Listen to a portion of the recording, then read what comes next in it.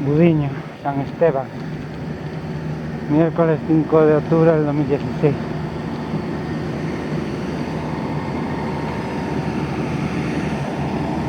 Siete y 6.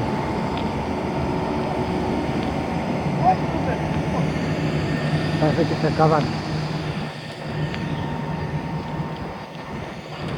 recogiendo ferramentas.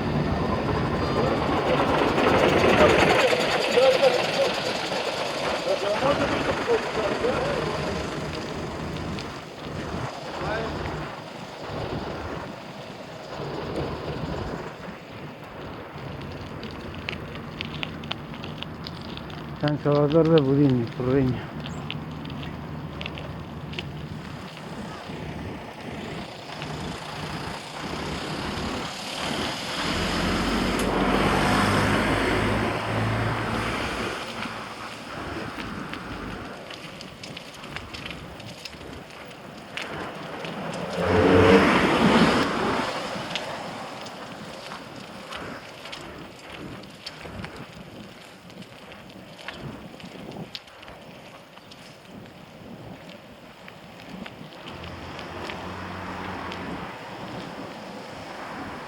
Para Budiño.